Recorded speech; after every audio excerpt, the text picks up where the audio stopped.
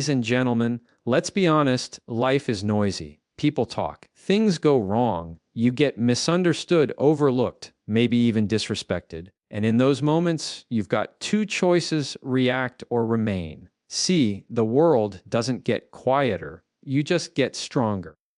Being unbothered isn't about pretending you don't care. It's about training your mind to stay steady when everything else shakes. Control what you can, release what you can't. It sounds simple, almost cliche, but it's one of the hardest skills to truly master. We live in a world that constantly tries to pull our attention in 1,000 directions. People's opinions, unexpected problems, unfair outcomes, they all compete for our emotional energy. The problem is, most of us spend far too much of that energy trying to control things that were never ours to manage in the first place. We try to control what people think of us, how situations unfold, or how others choose to behave. And when we can't, frustration builds. We start feeling anxious, angry, or drained. And that's when we lose our peace. Being unbothered begins with recognizing the limits of your control. It means learning to separate what's within your influence from what's completely outside your hands. You can't control whether someone likes you, but you can control how you show up. You can't control every outcome, but you can control the effort you bring to the table. You can't control what's said about you, but you can control how much power you give those words. Once you understand that distinction, you start to feel lighter. You stop fighting battles that don't belong to you. You stop arguing with the uncontrollable. Training yourself to be unbothered isn't about apathy. It's about clarity. It's about realizing that your peace is not determined by what happens around you, but by how you choose to interpret it. When you let go of the need to manage everything, you give yourself permission to focus on what truly matters. Your actions, your mindset, and your response. That's where your real power lies. Life becomes less about control and more about composure. You begin to respond thoughtfully instead of reacting emotionally. This mindset doesn't appear overnight. It's a process of constant self-awareness. The next time something irritates you, pause and ask yourself, is this within my control? If it is, take action. If it's not, take a breath and release it. That single moment of awareness is how emotional strength is built. Every time you choose to focus on what you can control, you reinforce calm. Every time you release what you can't, you protect your peace. It's not weakness to let go, it's wisdom. It means you understand that peace is more valuable than proving a point. There will always be people who test your patience, situations that don't go as planned, and outcomes that don't make sense. But when you train yourself to control your focus, you stop being a prisoner to circumstances. You start to realize that the chaos outside doesn't have to create chaos inside. Some people think being unbothered means not caring, but that's not true. It means caring deeply about the right things. Your energy, your growth, your values, it's the art of choosing your battles and protecting your emotional balance. Think about how much time people waste trying to fix things that can't be fixed. They replay conversations in their heads, they dwell on what someone said, or they stress about the future. But none of that changes anything. All it does is drain you. The more you try to control the uncontrollable, the more powerless you feel. On the other hand, when you focus on what you can influence, your words, your effort, your perspective, you start to regain a sense of control. It's empowering because suddenly you're not at the mercy of life's unpredictability. You're grounded in your response. The truth is, most of life exists in that gray area between control and chaos. Things won't always go your way. People won't always treat you fairly, and you can't always make sense of why certain things happen. But the one thing that remains constant is your ability to choose how you handle it. The moment you stop trying to control the uncontrollable, you take back your emotional freedom. You stop letting every inconvenience dictate your mood. You stop allowing every comment or challenge to shake your peace. You learn to stand steady even when life isn't. That's what emotional maturity looks like. It's not about being unaffected. It's about being unshaken. You can still care, still feel, still try, but without letting those emotions consume you. You act and then you let go. You do your best and then you release the rest, because peace isn't found in having everything under control. It's found in trusting that you'll be okay even when things aren't. That mindset makes you stronger, calmer, and far more resilient than anyone who tries to control every little thing.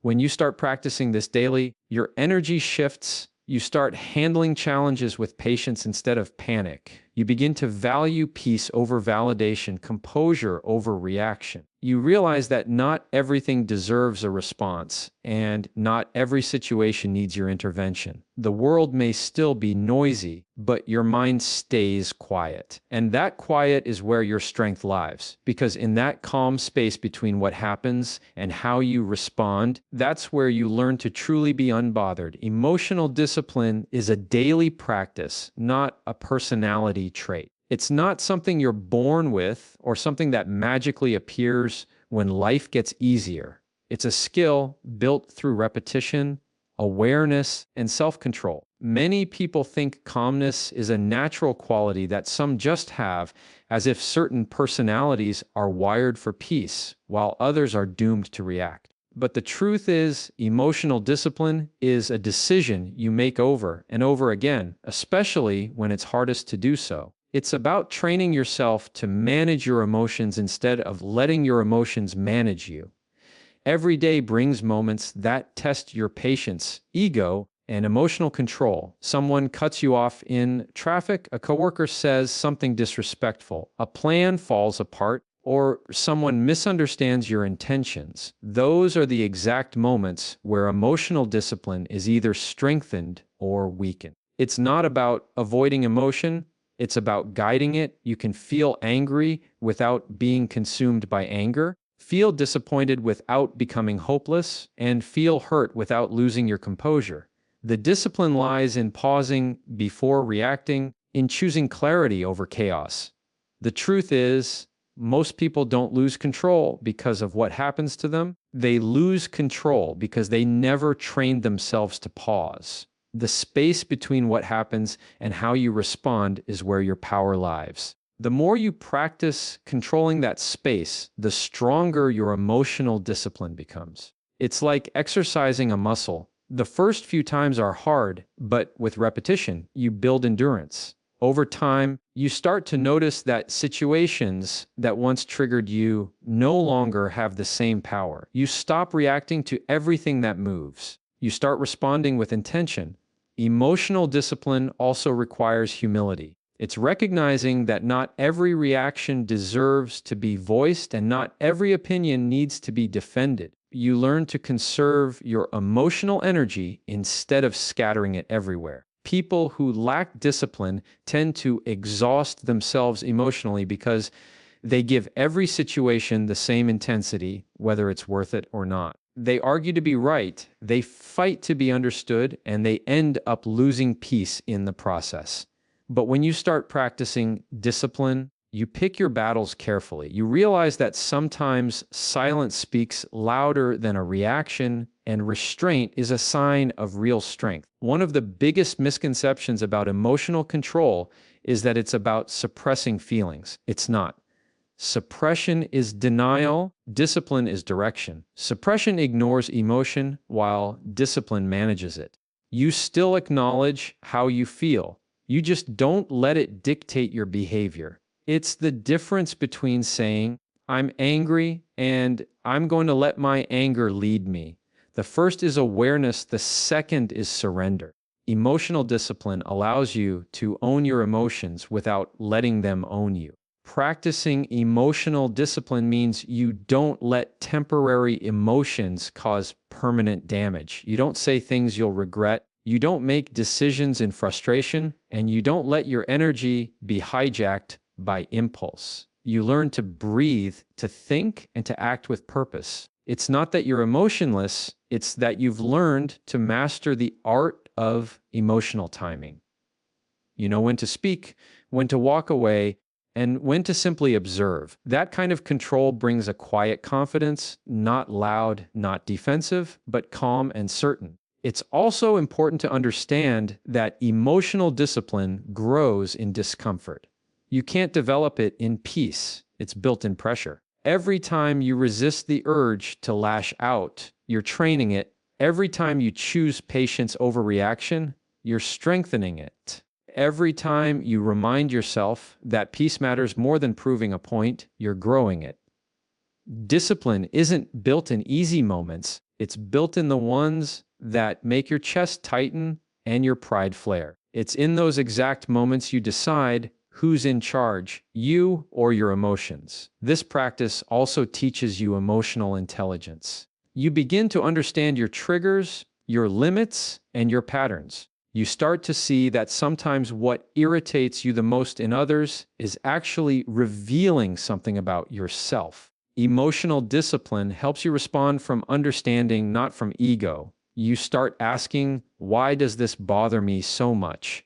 Instead of just reacting. That kind of awareness not only makes you calmer, but also wiser. You begin to navigate relationships, conflicts, and setbacks with maturity instead of impulsiveness. Emotional discipline also builds credibility. People trust those who stay calm under pressure. They feel safer around someone who doesn't lose control when things go wrong. When you carry emotional steadiness, it speaks louder than any words.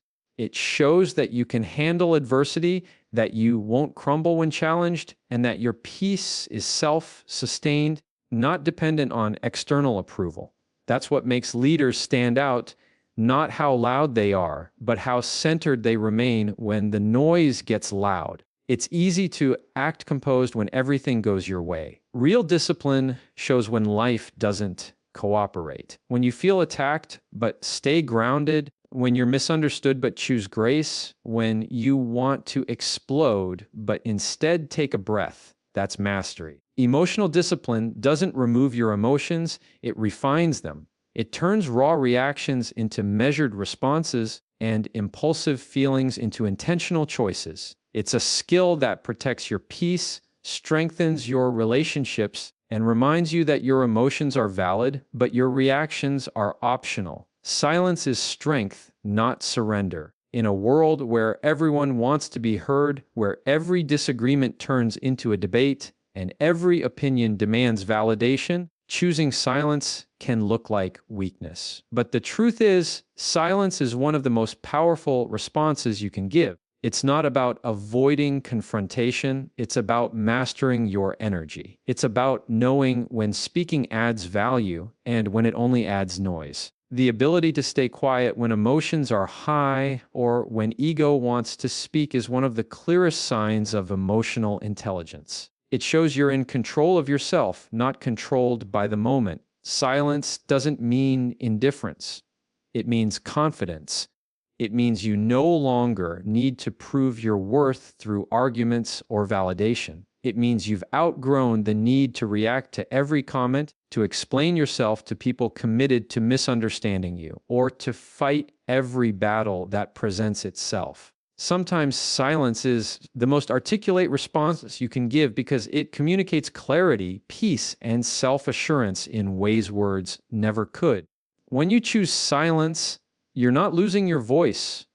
You're elevating your power. There's a difference between silence that comes from fear and silence that comes from control. Fearful silence hides from truth, but disciplined silence guards your peace. The first comes from insecurity, the second comes from wisdom. When you're silent by choice, you're not running from conflict, you're choosing your focus. You're deciding that your peace, your time, and your mental clarity are worth more than the temporary satisfaction of being right.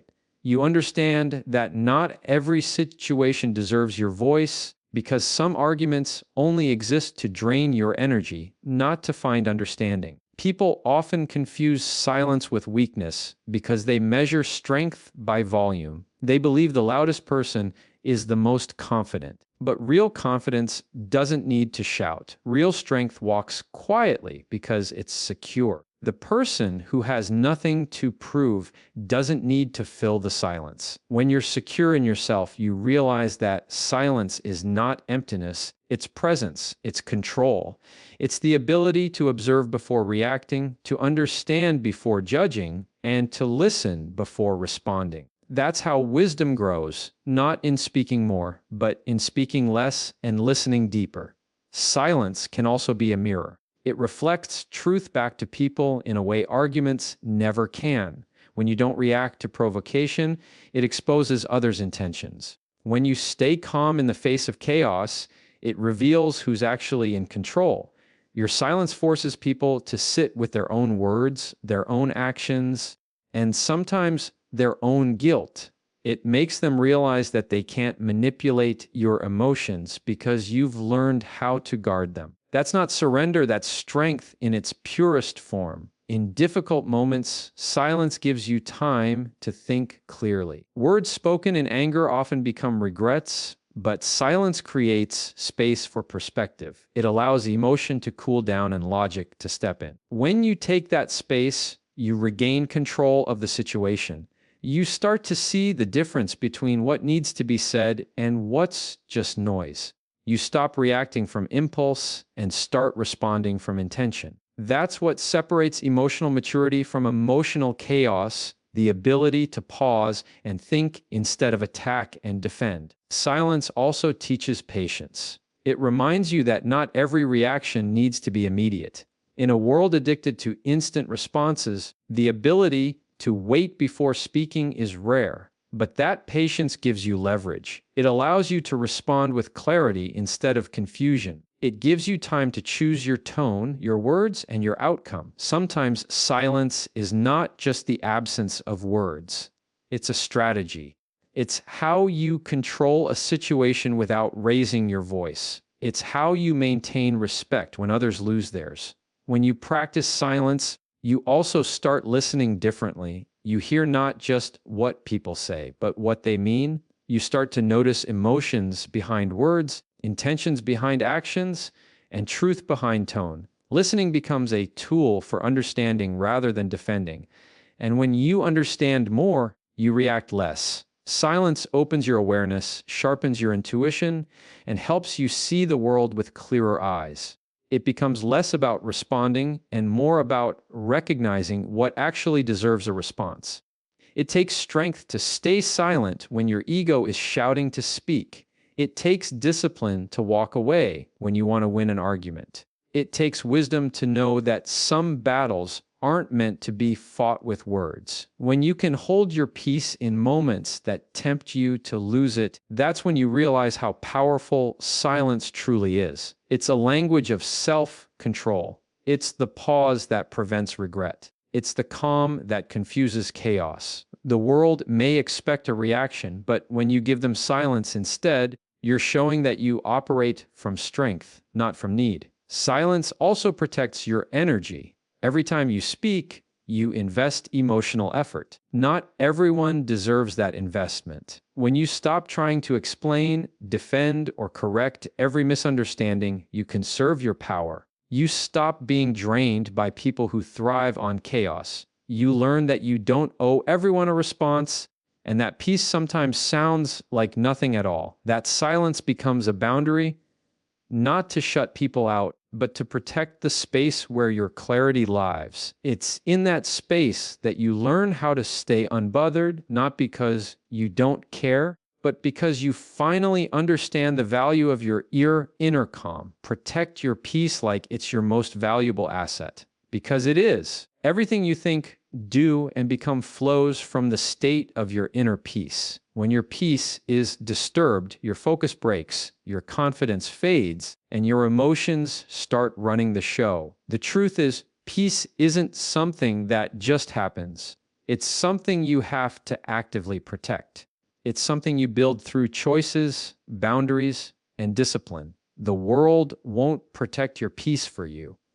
People will test it, circumstances will challenge it, and life will constantly give you reasons to lose it. That's why protecting it has to be a conscious act, something you choose every single day. Peace doesn't mean the absence of noise, it means maintaining calm within it. It's the ability to stand steady even when life around you is chaotic. Protecting your peace means learning to manage your reactions instead of letting situations dictate your mood. It means understanding that not everyone deserves access to your emotions, and not every problem deserves your energy. The moment you start valuing your peace over your need to be right, understood, or validated, that's when you start stepping into real strength.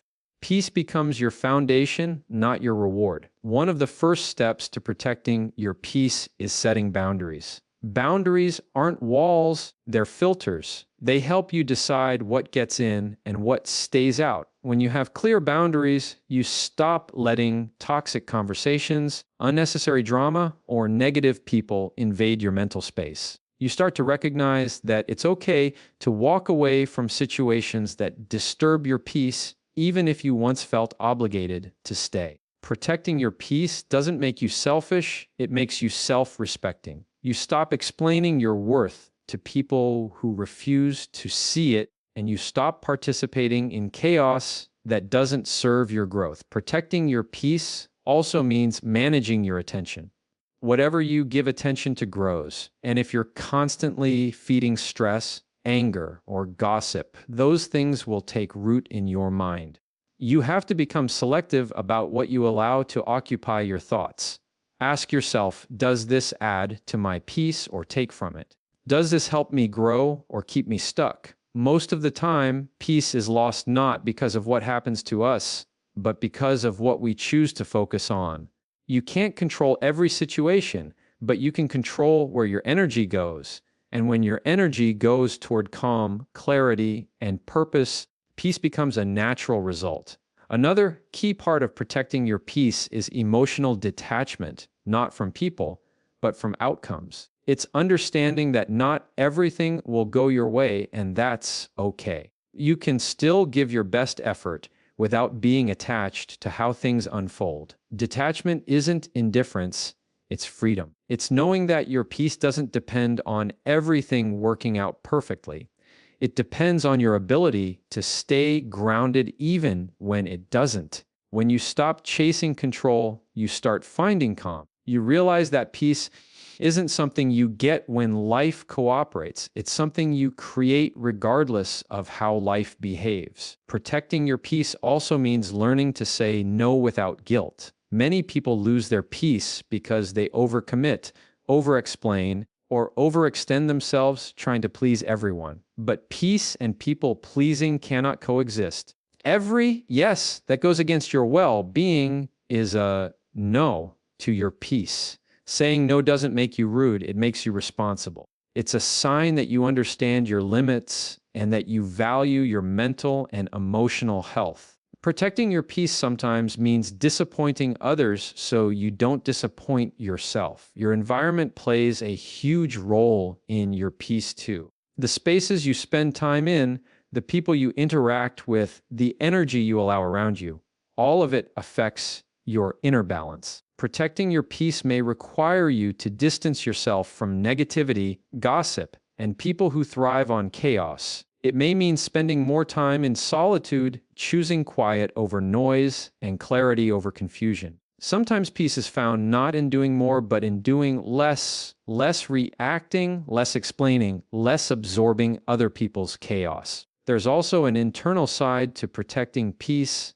managing your self-talk. You can have a peaceful environment and still be restless inside if your thoughts are full of doubt, guilt, or fear. Protecting your peace means learning to quiet that inner critic and speak to yourself with patience and compassion.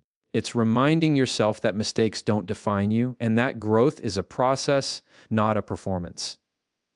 When your inner dialogue becomes kind, your outer world feels calmer too. Peace isn't just about silence around you, it's about silence within you. Protecting your peace is an act of maturity. It means you no longer chase things that disrupt your balance. You no longer need to respond to everything that provokes you. You no longer allow people to pull you into their emotional storms. Instead, you learn to observe, breathe, and let things pass without absorbing them. It's not about being distant or detached from life. It's about being centered within it. When you guard your peace like the precious resource it is, you realize it gives you clarity, strength, and emotional resilience. It becomes your calm in every storm, your focus in every distraction, and your anchor when the world tries to shake you. Respond with purpose, not impulse. That single decision can change the way you experience every part of your life.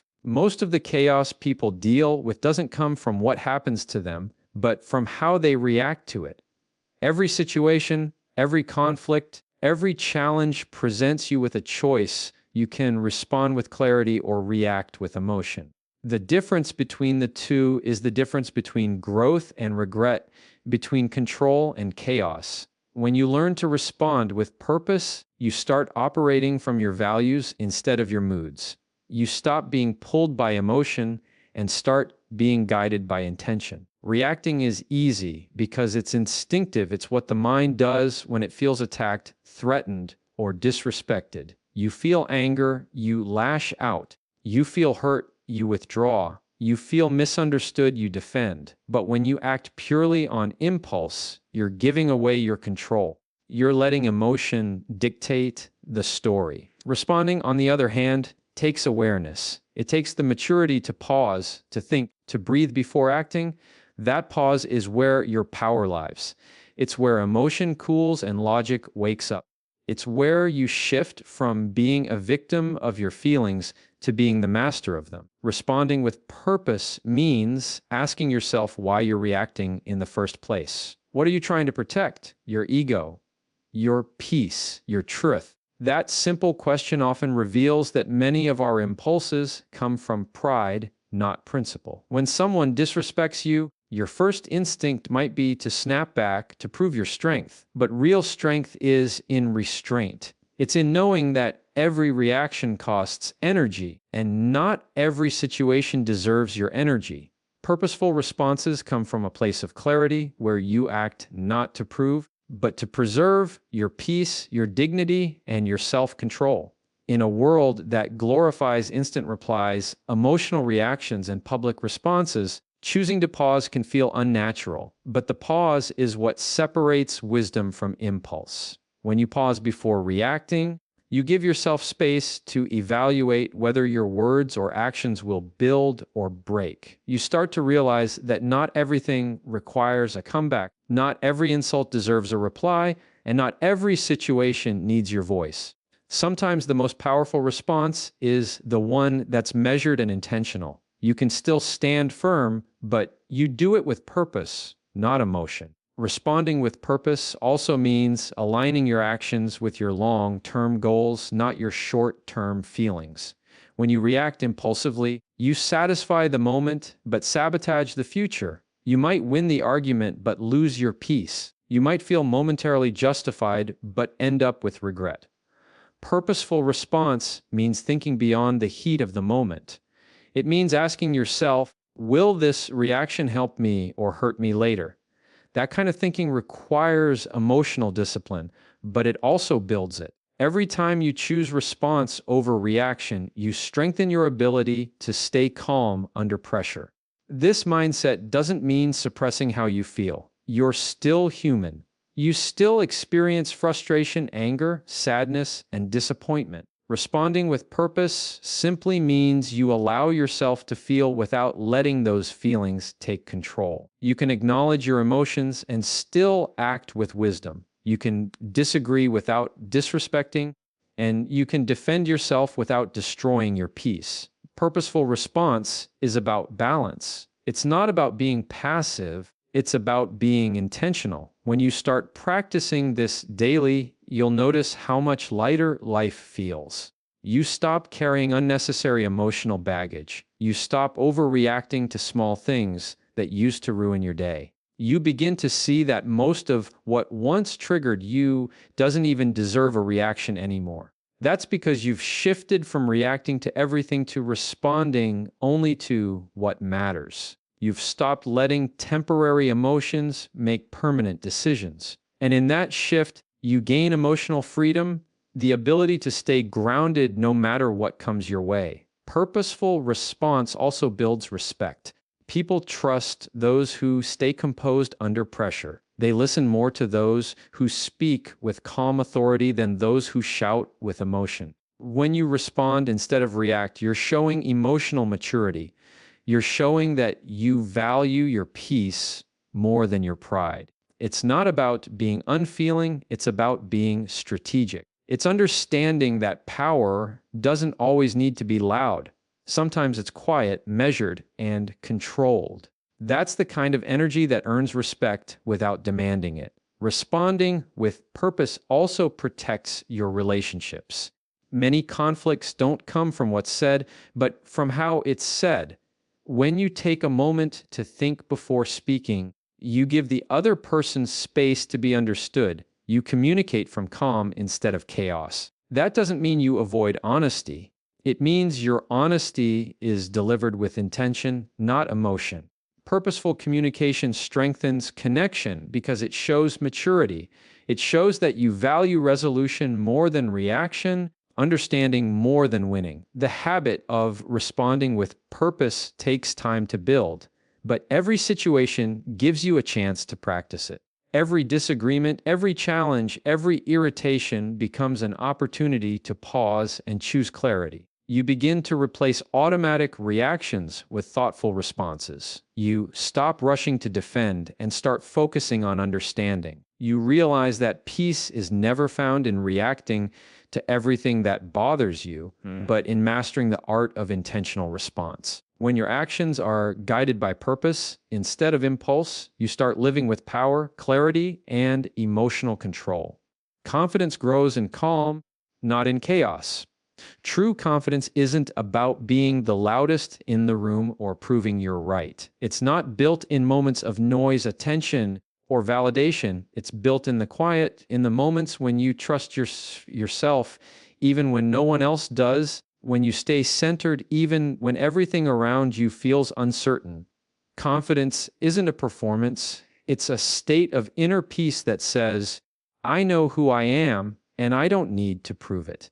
The calmer you become, the more clearly you see your strength, because chaos clouds clarity, and clarity is where confidence lives. Many people mistake confidence for intensity. They think being assertive, outspoken, or dominant makes them confident.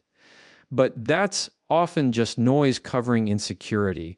Real confidence doesn't rush, it doesn't shout, and it doesn't compete for attention. It stands firm and lets actions speak. Calm confidence is quiet because it's grounded. It doesn't depend on approval or comparison. It doesn't crumble under pressure or need constant reassurance. When you're truly confident, you don't need the world to validate you because you've already validated yourself. That's what calmness gives you, an unshakable center that chaos can't touch. Confidence grows when you stop reacting to every challenge and start trusting your ability to handle it. It's built through self-trust, not self-promotion. Every time you keep your composure in a stressful moment, every time you handle criticism without falling apart, every time you face fear with patience instead of panic, you're building confidence. Calm doesn't mean you're unaffected. It means you've learned to process emotion without being ruled by it. That's the kind of confidence that lasts because it's not based on circumstances. It's based on character. Calm confidence allows you to think clearly in moments when others lose control. It gives you the ability to make smart decisions while others react impulsively. It's what leaders, athletes, and professionals rely on when stakes are high. Chaos may trigger adrenaline, but calm triggers clarity. When your mind is calm, your choices are precise, your words are intentional, and your presence commands respect. You don't have to demand attention. People feel it naturally. Calm energy is powerful because it's rare. It's the kind of strength that doesn't have to prove itself to be felt. Confidence that grows in calm also comes from self-awareness. You understand your strengths, but you also accept your flaws. You stop pretending to be perfect and start trusting that imperfection doesn't make you weak. It makes you real. When you're calm, you can see yourself clearly without distortion from emotion or ego. You stop needing to impress and start focusing on improving. You understand that confidence is not arrogance. Arrogance is loud insecurity, while confidence is quiet self-assurance. The more you ground yourself in self-awareness, the less chaos can shake your sense of worth. There's also a deep connection between calmness and control. The more control you have over your inner world, the less the outer world can control you. When people try to provoke you, your calm becomes your shield. When life throws uncertainty your way, your calm becomes your anchor. Confidence grows in that stillness because you stop seeing problems as threats and start seeing them as tests. You begin to realize that no situation can take your peace unless you hand it over. The more you hold on to that calm, the more unshakable your confidence becomes. Calm confidence also shows up in how you handle criticism. A person who is confident in chaos feels attacked by every opinion. They argue, defend, or fight to be understood. But a calm, confident person listens, filters, and responds with composure. They don't take things personally because they know who they are. They understand that not every opinion deserves attention, and not every judgment defines their worth. That kind of calm allows you to navigate feedback with growth instead of defensiveness. You stop trying to protect your ego and start focusing on progress. Confidence that comes from calmness isn't afraid of silence. It's comfortable with pauses, with not knowing all the answers, with taking time before responding. In a world that pressures you to move fast, speak fast, and prove fast, calm confidence stands out. It's deliberate. It's thoughtful. It knows that the right things take time. When you're calm, you don't chase, you attract.